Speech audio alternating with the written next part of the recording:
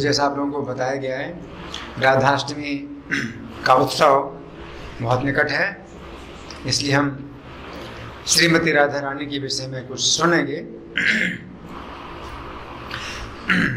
तो कई शास्त्रों में श्रीमती राधा रानी का वर्णन हुआ है। आज हम सुन रहे हैं ब्रह्म विवर्त पुराण से, और इसमें शिव जी सुना रहे हैं। यहाँ शिव मंदिर भी है तो शिव जी जो है पार्वती को सुना रहे हैं राधा रानी की महिमा। लेकिन शुरू में कुछ दूसरे चर्चा है, दूसरे व्यक्तियों की चर्चा है, लेकिन फिर आती चर्चा शिव और पार्वती के बीच में, है ना। तो सुनिए बड़े ध्यान से, इसमें इतना विस्तृत वर्णन है कि हमारे पास समय ही नहीं इतना, तो जितना समय होगा उतना हम लोग सुनेंगे इसके बारे में। पहले नारद जी प्रश्न कर रहे हैं। नारद जी प्रश्न कर रहे हैं किनसे? नारायण ऋषि से। नारायण ऋषि जानते हैं? नारायण ऋषि गंधमादन पर्वत पर जो तपस्या करते हैं, नर नारायण, है ना। तो नर नारायण में से जो नारायण है ना, वो जो है सुना रहे हैं। नारद जी पूछ रहे हैं।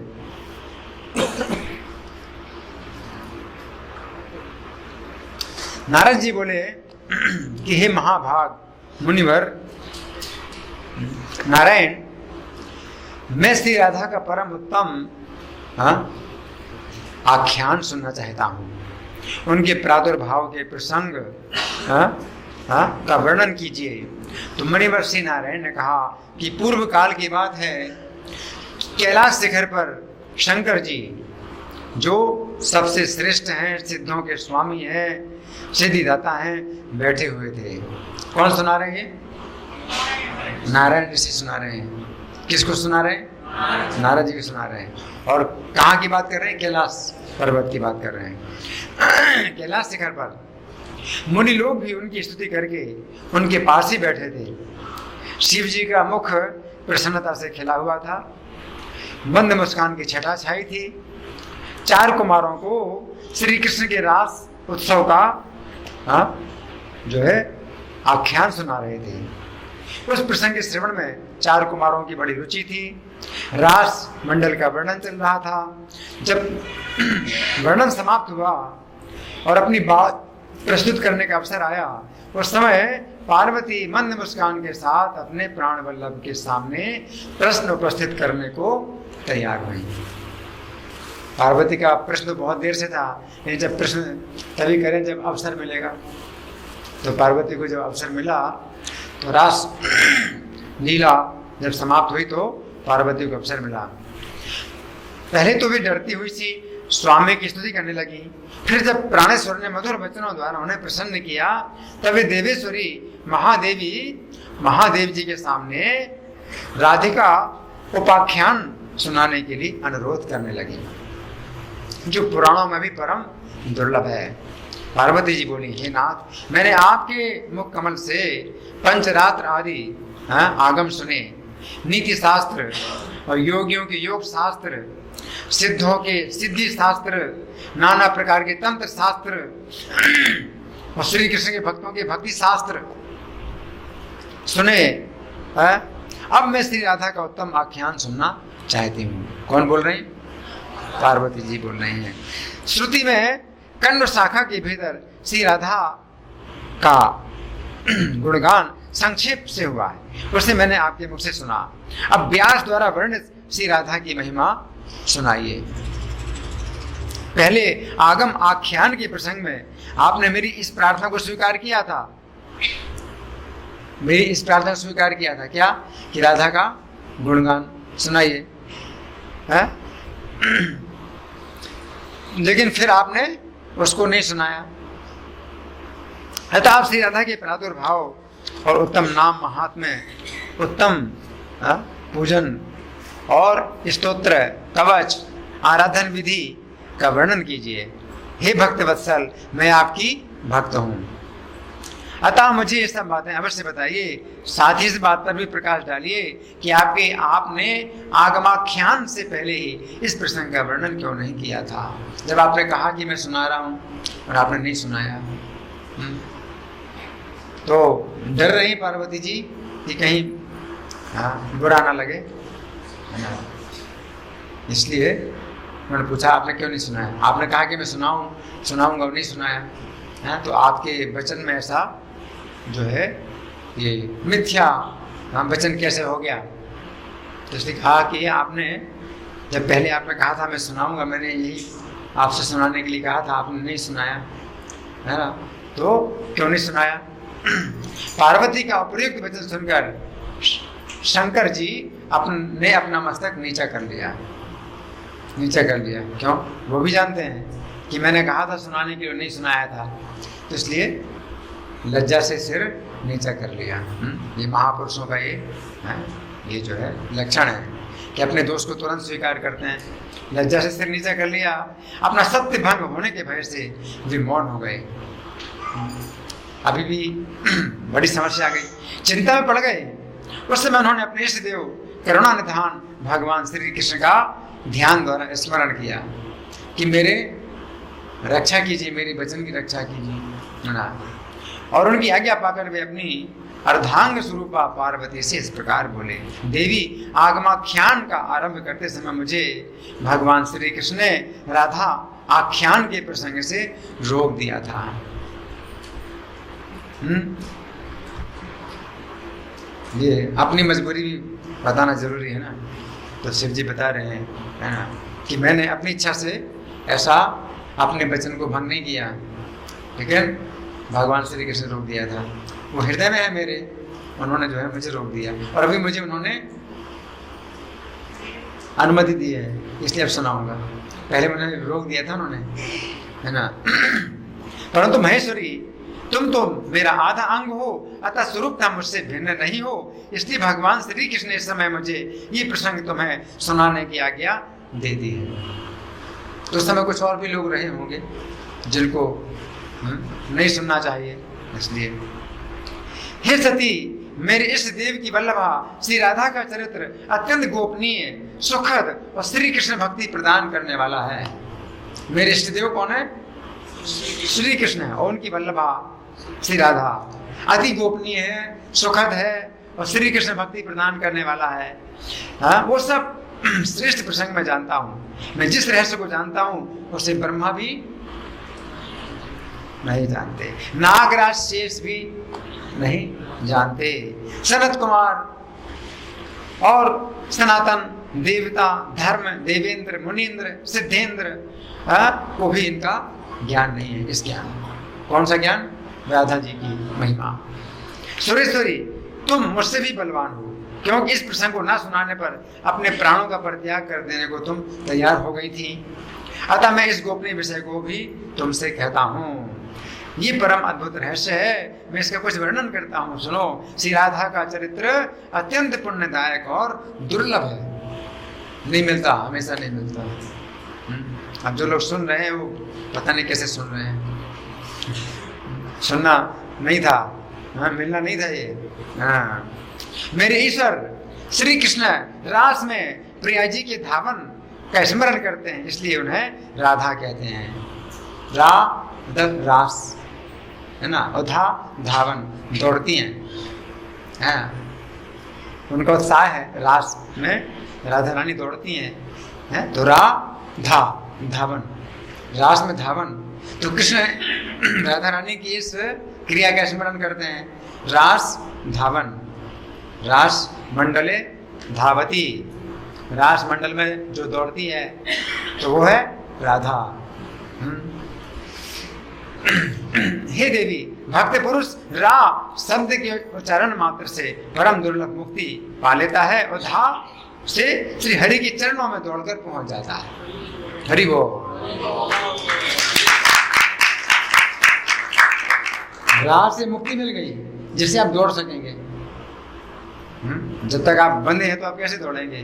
तो राह से मुक्ति मिल जाती है, और जब धा से आप धावन करते हैं कृष्ण के चरणों की तरफ, मुक्ति के बाद काम समाप्त नहीं होता, मुक्ति के बाद दौड़ना पड़ता है। जैसे आप मुक्त हो गए तो आप दौड़ोगे, है ना। तो रा से मुक्ति मिल गई और धा से आप धामन करते हैं। रा का अर्थ है पाना और धा का अर्थ है निर्वाण, मोक्ष। भक्तजन उनसे निर्वाण मुक्ति पाते हैं, इसलिए इन्हें राधा कहा जाता है। श्री राधा के रोमकूपों से गोपियां प्रकट हुई हैं। श्री कृष्ण के रोमकूपों से संपूर्ण गोप प्रकट हुए हैं। श्री राधा के वाम अंश भाग से महालक्ष्मी का प्राकट्य हुआ है।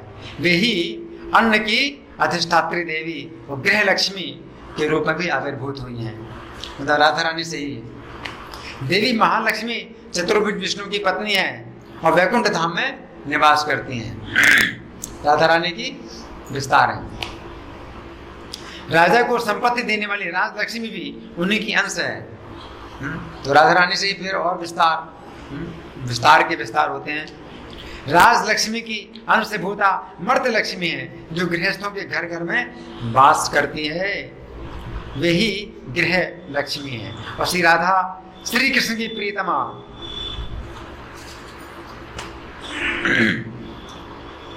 स्वयं श्री राधा श्री कृष्ण की प्रियतमा है। उनके जो विस्तार है वो अलग अलग स्थानों में रहते हैं, लेकिन स्वयं राधा श्री कृष्ण की प्रियतमा है, उनकी विस्तार नहीं है। और श्री कृष्ण के वक्षस्थल में वास करती हैं। श्री कृष्ण के प्राणों की अधिष्ठात्री देवी हैं। प्राणाधिष्ठात्री देवी चा तस्यैव परमात्मनः। श्री राधा श्री कृष्ण को प्राणों से भी अधिक प्रिय हैं। वे परम सौभाग्यशालिनी हैं। वे मूल प्रकृति हैं। जैसे आदि पुरुष कृष्ण है तो आदि प्रकृति श्रीमती राधा है, मूल प्रकृति। मूल प्रकृति परमेश्वरी श्री राधा महाविष्णु की जननी है। महाविष्णु जिनकी एक श्वास से, है ना, ब्रह्मा जी की पूरी आयु, है ना, और श्वास से उनके असंख्य ब्रह्मांड उत्पन्न होते हैं। जब श्वास जाती तो ब्रह्मांड सब अंदर चले हैं, ब्रह्मा की आयु बीत जाती है। महाविष्णु, वे महाविष्णु जो है राधा रानी के पुत्र हैं। संत पुरुष माननी राधा की सदा सेवा करते हैं। उनका चरण कमल ब्रह्मा आदि देवताओं के लिए परम दुर्लभ होने पर भी भक्त जनों के लिए सदा सुलभ है। देखो, ब्रह्मा आदि देवताओं के लिए परम दुर्लभ उनका चरण कमल, और भक्तों के लिए सदा सुलभ है ना।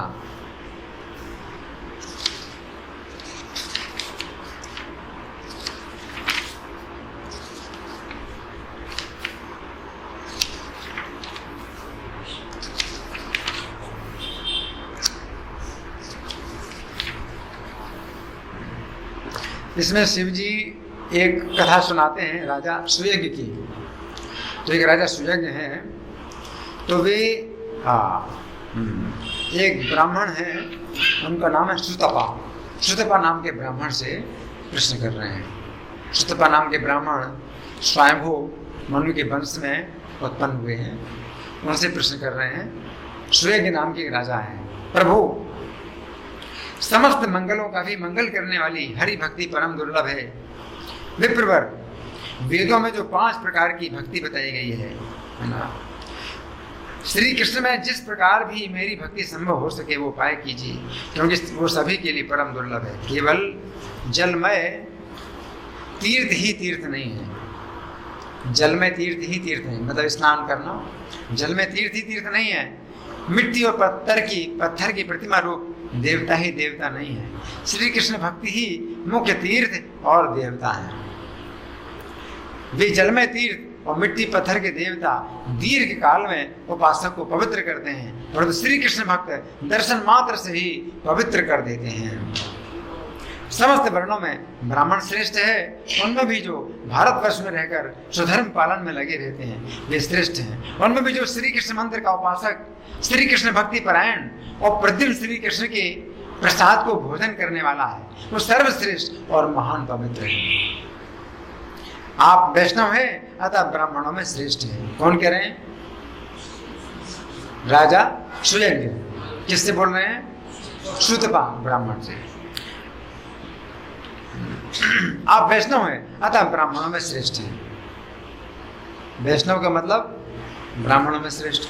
आप वैष्णव है था ब्राह्मणों में श्रेष्ठ हैं, साथ ही महान ज्ञान के श्रेष्ठ सागर हैं। आप जैसे शिव जी के शिष्य महात्मा पुरुष को पाकर मैं दूसरे किसकी शरण में जाऊं?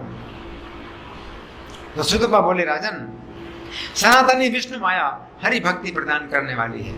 वो जिन लोगों पर कृपा करती है उन्हें भगवान की भक्ति देती है, वो माया जिन्हें मोहित करती है उन्हें हरि भक्ति नहीं देती है। अभी तो उनको नश्वर धन देकर ठग लेती है,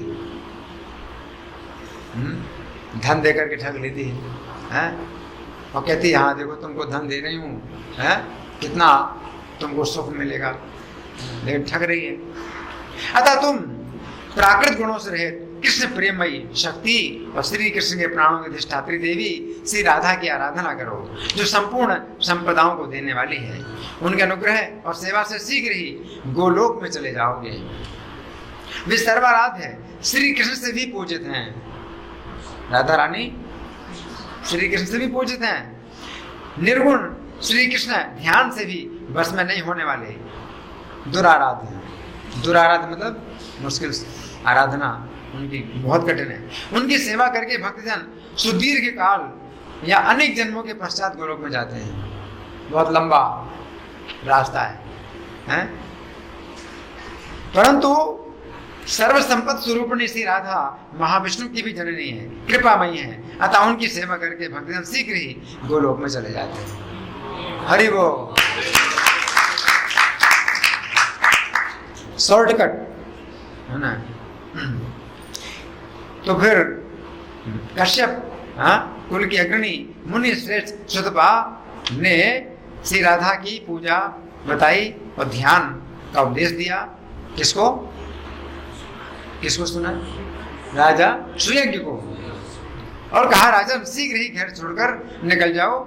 ऐसा कहकर मुनि तो तपस्या के लिए चले गए और राजा तुरंत ही घर छोड़कर दुर्गम वन को चल दिए। राजा की चारों रानियों ने प्राण त्याग दिए और उनका पुत्र राजा हुआ। सुयज्ञ ने पुष्कर में जाकर सुदुष्कर तपस्या की। उन्होंने 100 दिव्य वर्षों तक श्री राधा के उत्कृष्ट मंत्र का जप किया। तब उन्होंने आकाश में रथ पर बैठी हुई परमेश्वरी श्री राधा के दर्शन किए। हरि बोल। कैसे? राधा रानी कहाँ पर बैठी हैं? आकाश में रथ में बैठी हैं। उनके दर्शन मात्र से राजा के सारे पाप ताप दूर हो गए। उन्होंने मनुष्य देह को त्याग दिया और दिव्य रूप धारण कर लिया।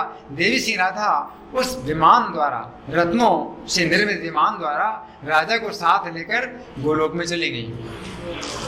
अरे वो राधा रानी का रथ नीचे जमीन में नहीं आया, बल्कि राजा ने शरीर छोड़ दिया और दिव्य रूप धारण करके राधा रानी के रथ में बैठ करके और गोलोक धाम चला गया। राजा ने बिरजा नदी का दर्शन किया, गोलोक धाम में बिरजा नदी, और सप्तशृंग पर्वत से घिरे हुए वृंदावन से युक्त और रास मंडल से मंडित गोलोक का दर्शन किया।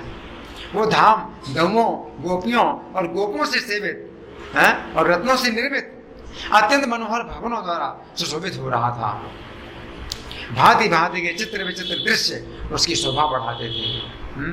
कौन सा स्थान है वो? गोलोक। और कल्प वृक्ष युक्त 37 उपवनों से शोभायमान था। उन उपवनों में पारिजात के वृक्ष भी भरे हुए थे। सारा गोलोक कामधेनुओं से भरा था। आकाश की भांति विस्तार युक्त चंद्रमंडल के समान गोलाकार था। वैकुंठ से 50 करोड़ योजन ऊपर वो था गोलोक धाम। 50 करोड़ योजन, 50 में 12 से गुणा करें तो किलोमीटर बन जाएंगे। तो 12 गुणे 50 600 करोड़ किलोमीटर। वैकुंठ से 600 करोड़ किलोमीटर ऊपर है गोलोक धाम। ये भी सूचना समाचार नोट करो, है ना। और शून्य में बिना किसी आधार के स्थित है और भगवान की इच्छा से ही स्थिर है। नित्य है, हम लोगों के लिए भी परम दुर्लभ है। मैं मतलब शिव जी कह रहे हैं। मैं नारायण, अनंत, ब्रह्मा, विष्णु, महाविराट, धर्म, गंगा, लक्ष्मी, सरस्वती और तुम यानी पार्वती, तुम और विष्णु माया, सावित्री, तुलसी, गणेश, सनत कुमार, स्कंद, नर नारायण, कपिल, दक्षिणा, यज्ञ, योगी, वायु, वरुण, चंद्रमा, सूर्य, रुद्र, अग्नि और कृष्ण मंत्र के उपासक भारतीय वैष्णव, इन सब ने ही गोलोक को देखा है, दूसरों ने इसे कभी नहीं देखा है। इतने नाम जो बताए हैं उन्होंने देखा है गोलोक को। उस गोलोक धाम में श्याम सुंदर श्री कृष्ण रत्न सिंहासन पर विराजमान हैं। रत्नों के हार, किरीट और रत्नमय भूषणों से विभूषित हैं। अत्यंत निर्मल पीतांबर उनके शरीर की शोभा बढ़ाता है। सारे अंग चंदन से चर्चित हैं। किसके? कृष्ण के। वे किशोर गोप बालक के रूप में दिखाई देते हैं। किशोर अवस्था उनकी है ना। ये बताया गया 15 साल 9 महीना 7.5 दिन। इस अवस्था के बाद उनकी अवस्था आगे नहीं बढ़ती। कृष्ण की आयु बढ़ती है आगे, जब अवतार लेते हैं। लेकिन 15 साल 9 महीना 7.5 दिन के बाद उनकी अवस्था नहीं बढ़ती। आयु बढ़ती है लेकिन अवस्था नहीं बढ़ती। नित्य किशोर गोप बालक के रूप में दिखाई देते हैं। नूतन मेघ के समान श्याम, श्वेत कमल के समान नेत्र, शरद पूर्णिमा के चंद्रमंडल के समान मंद हासी से सुशोभित मुख है, मनोहर आकृति है, 2 भुजाएं और हाथों में मुरली, यही उनके रूप की झांकी है। भक्तों पर अनुग्रह करने के लिए ही वे दिव्य विग्रह धारण करते हैं। श्री कृष्ण स्वेच्छामय यानी परम स्वतंत्र है, प्रकृति से परे पर ब्रह्म स्वरूप निर्गुण है, ध्यान से भी वे बस में आने वाले नहीं है। उनकी आराधना बहुत कठिन है, वे हमारे लिए भी परम दुर्लभ हैं। उनके प्रिय सखा 12 ग्वाल बाल, 12 गोपाल कहते हैं, सफेद चमर ली उनकी सेवा करते हैं। प्रेम पीड़ित रत्न भूषण भूषिता और परम मनोहारिणी गोपिकाएं मंद मंद मुस्कुराती हुई उनकी छवि देखती रहती हैं। रास मंडल के मध्य भाग में परात्पर पुरुष श्री कृष्ण के राजा सुजग ने इसी रूप में दर्शन किए। किसने दर्शन किए? राजा सुजग ने, राधा रानी की कृपा से ना। श्री राधा ने ही वहां उन्हें अपने प्राण वल्लभ के दर्शन कराए थे। चारों वेद मनोहर मूर्ति धारण करके उनके दर्शन करते थे। क्या? चारों वेद। रागिनियां भी मूर्तिमती होकर वाद्य यंत्र और मुख से उन्हें अत्यंत मनोहर संगीत सुनाती थी। रागिनियां रूप धारण करके बाजे बजा करके मनोहर संगीत सुनाती थी। हे देवी, नित्य सनातनी प्रकृति के साथ तुम भी सदा उनके चरण कमलों की सेवा करती हो। वे तुलसी दल से मंडित रहते हैं और कस्तूरी, कुमकुम, गंध, चंदन, दूर्वा, अक्षत, पारिजात पुष्प और बिरजा की निर्मल जल से उनके नित्य अर्घ्य दिया जाता है। उस समय उनकी बड़ी शोभा होती है। वे सुप्रसन्न हैं। कौन है? किनके बारे में कहा जाता है? वे सुप्रसन्न हैं। किनके?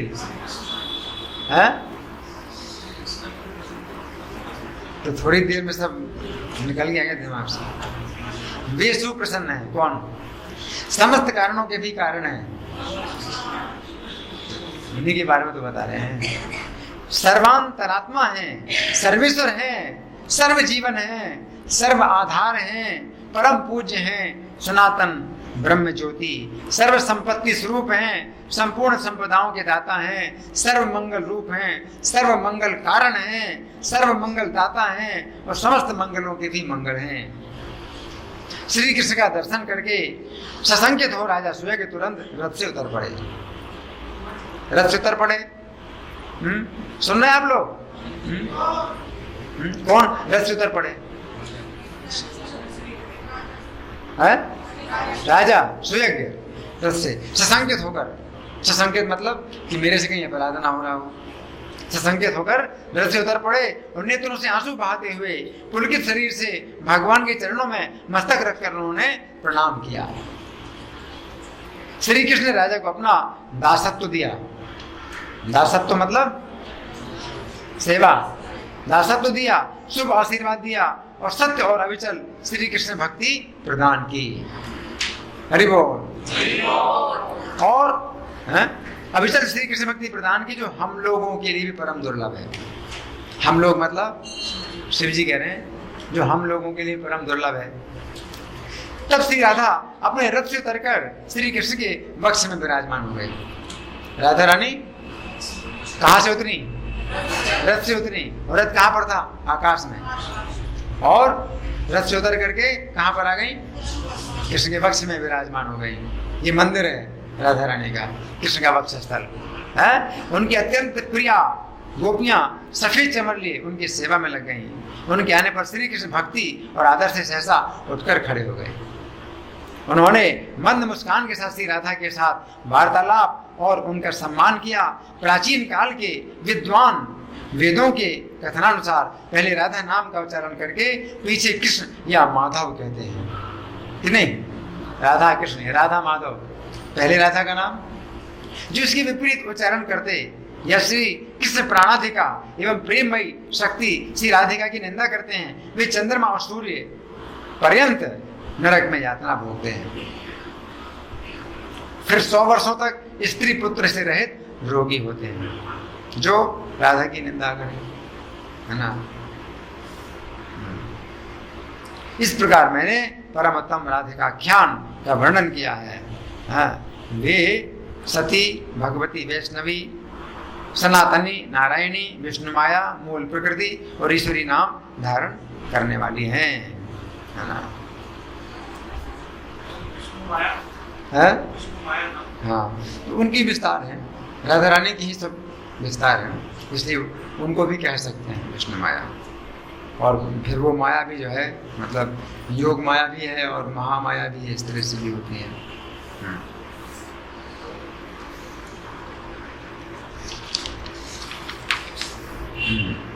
राधा रानी की स्तुति के कुछ श्लोक हैं इसमें, तो मैं इनको पढ़ के सुनाऊंगा आपको। इसमें स्तुति जो है बताई गई है राधा रानी। साम वेद उक्त रीति से जो है परिहार नामक स्तुति है ये। इसके मंत्र ये हैं, इस प्रकार से हैं। हे राधे, श्री राधे तुम देवी हो, जगत जननी सनातनी विष्णु माया हो, श्री कृष्ण के प्राणों की अधिष्ठात्री देवी हो और उन्हें प्राणों से भी अधिक प्यारी हो और शुभ स्वरूपा हो। त्वं देवी जगतां माता विष्णु माया सनातनी, कृष्ण प्राणाधि देवी चा कृष्ण प्राणाधिका शुभा। कृष्ण प्रेममयी शक्ति और श्री कृष्ण सौभाग्य रूपिणी हो। श्री कृष्ण की भक्ति प्रदान करने वाली मंगल दायिनी राधे तुम्हें नमस्कार है। कृष्ण प्रेममयी शक्ति, कृष्ण सौभाग्य रूपिणी, कृष्ण भक्ति प्रदे राधे नमस्ते मंगल प्रदे। आज मेरा जन्म सफल है, आज मेरा जीवन सार्थक हुआ, क्योंकि श्री कृष्ण ने जिसकी पूजा की है वही देवी आज मेरे द्वारा पूजित हुई है। अद्य में सफलम जन्म जीवनम सार्थकम मम, पूजिता से मया साचा या श्री कृष्ण ने पूजिता। श्री कृष्ण के वक्षस्थल में जो सर्व सौभाग्यशालिनी राधा हैं, वही रास मंडल में रासेश्वरी, वृंदावन में वृंदा, गोलोक में कृष्ण प्रिया, तुलसी कानन में तुलसी, कृष्ण संग में चंपावती, चंपक वन में क्रीड़ा। कृष्ण बक्षसी राधा सर्व सौभाग्य संयुता, रासे रासेश्वरी रूपा, वृंदा वृंदावने वने। कृष्ण प्रिया च गोलोके, तुलसी कानने तुया, चंपावती कृष्ण संगे, कृष्णा क्रीडा चंपक कानने। चंद्रवन में चंद्रावली, सतश्रृंग पर्वत पर सती, बिरजा तटवर्ती वन में बिरजा दर्पहंत्री। चंद्रावली चंद्रवने शतश्रृंगे सती चा, विरजा दर्पहंत्री चा, विरजा तट कानने। पद्मवन में पद्मावती, कृष्ण सरोवर में कृष्णा, कुंज कुटीर में भद्रा, काम्यक वन में काम्या। पद्मावती पद्मवने कृष्णा कृष्ण सरोवरे, भद्रा कुंज कुटीरे चा, काम्या वे काम्यके वने। वैकुंठ में महालक्ष्मी, नारायण के हृदय में वाणी, क्षीर सागर में सिंधु कन्या, मर्त्यलोक में हरि प्रिया लक्ष्मी, वैकुंठे च महालक्ष्मीर वाणी नारायणो रसी क्षीरोदे सिंधु कन्या च मर्त्ये लक्ष्मी हरि प्रिया। संपूर्ण स्वर्ग में देव दुख विनाशिनी स्वर्ग लक्ष्मी और शंकर के वक्षस्थल में सनातनी विष्णु माया दुर्गा है।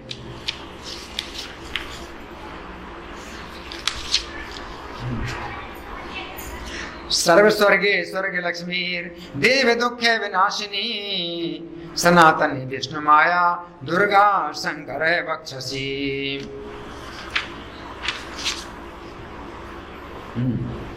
वही अपनी कला द्वारा वेद माता सावित्री होकर ब्रह्मा जी के पक्ष में विलास करती हैं। देवी राधे, तुम ही अपनी कला से धर्म की पत्नी एवं मुनि नर नारायण की जननी हो। सावित्री वेद माता चा कलया ब्रह्म वक्षसे कलया धर्म पत्नी तुम नर नारायण प्रसू। तुम ही अपनी कला द्वारा तुलसी और भुवन पावनी गंगा हो। गोपियां तुम्हारे रोम कूपों से प्रकट हुई हैं। रोहिणी और रति तुम्हारी कला की अंश रूपा हैं। कलया तुलसी तुम चा गंगा भुवन पावनी लोम कोपोद्भवा गोप्या कलांसा रोहिणी रति। शत्रुपा सची और दिति तुम्हारी कला की कलांश रूपणी है। देव माता हरि प्रिया अदिति तुम्हारी कलांश रूपा है। कला कलांश रूपा चा शत्रुपा सची दिति अदितिर्देव माता चा तत्कलांसा हरि प्रिया। हे देवी, देवांगनाएं और मुनि पत्नियां तुम्हारी कला से प्रकट हुई हैं। कृष्ण पूजिते, तुम मुझे श्री कृष्ण की भक्ति और श्री कृष्ण का दास्य प्रदान करो। देव्यश्च मुनिपत्न्यश्च तुत्कला कलया शुभे कृष्ण भक्तिम कृष्ण दास्यम देहि में कृष्ण पूजिते। इस प्रकार परिहार और स्तुति करके कवच का पाठ करें। ये प्राचीन शुभ स्तोत्र श्री हरि की भक्ति एवं दास से प्रदान करने वाला है। एवं कृत्वा परिहारम स्तुत्वा च कवचम पठे पुरा कृतम स्तोत्रमेतं भक्तिदास्य प्रथम शुभम। ये प्रकृति खंड के अध्याय 55 में जो है श्लोक संख्या 44 से लेकर 57 तक की ये स्तुति है। इस प्रकार जो प्रतिदिन श्री राधा की पूजा करता है,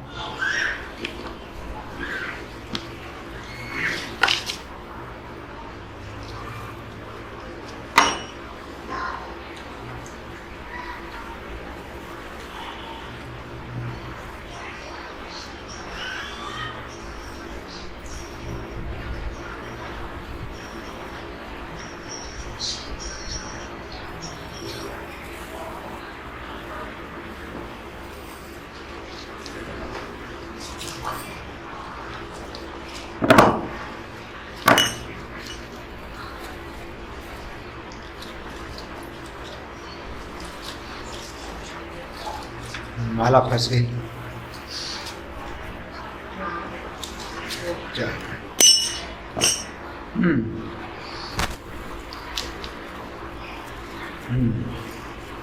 वो जीवन मुक्त और पवित्र है, उसे निश्चय ही गोलोक धाम की प्राप्ति होती है। हरि बोल।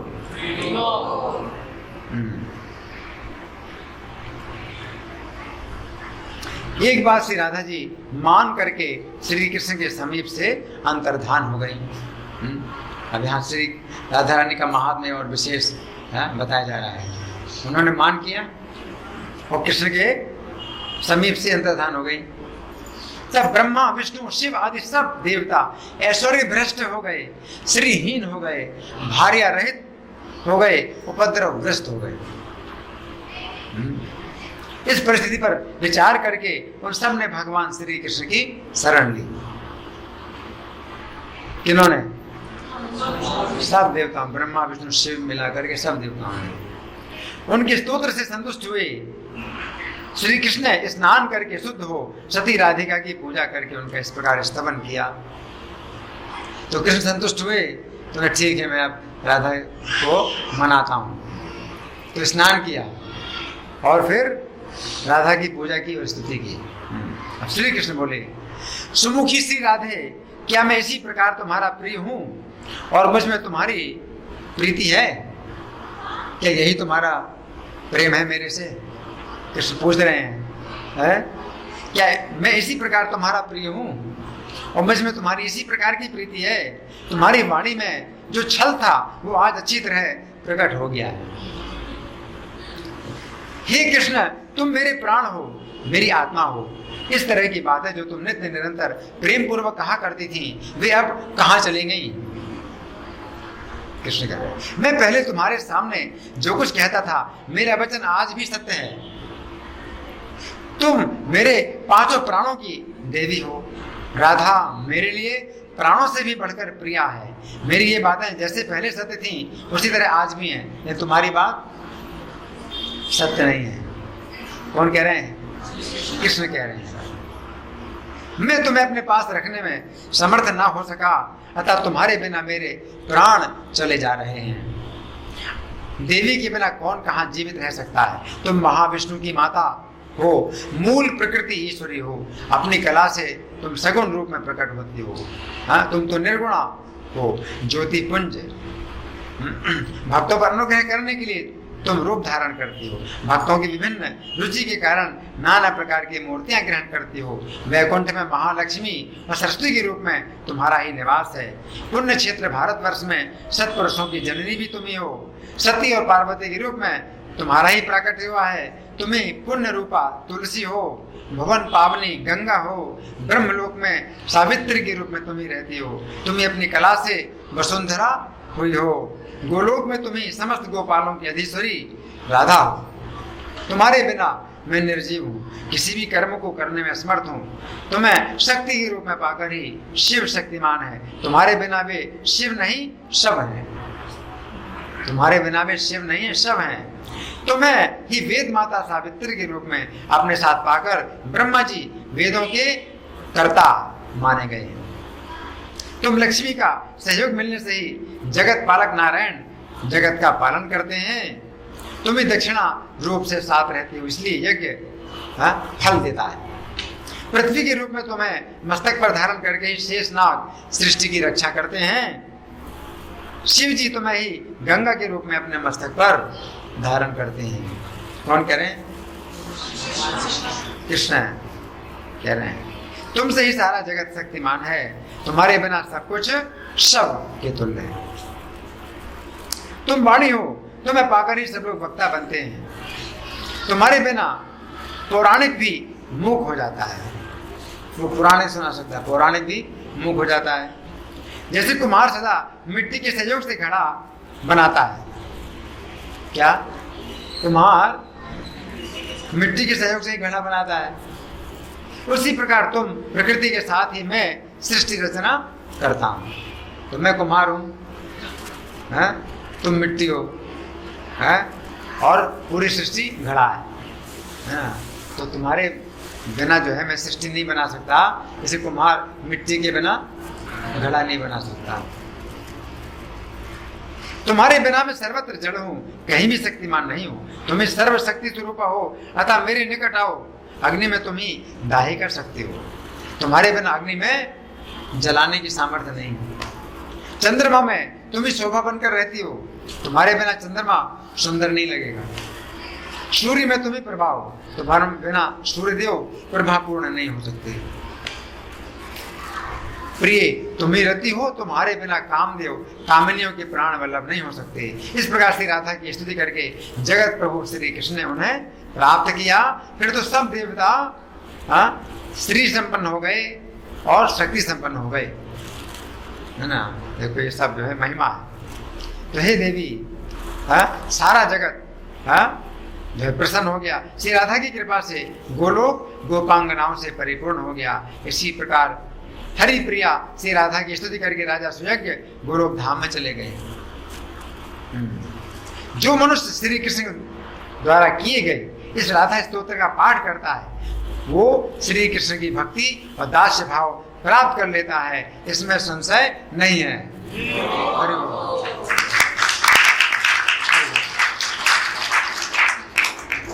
जो प्रतिदिन भक्ति भाव से श्री राधा की पूजा करके प्रेम पूर्वक इस स्तोत्र का पाठ करता है, वो भाव बंधन से मुक्त हो गोलोक धाम में जाता है। तो मैंने इतना ही सोचा था आप लोगों को पढ़ करके सुनाने के लिए।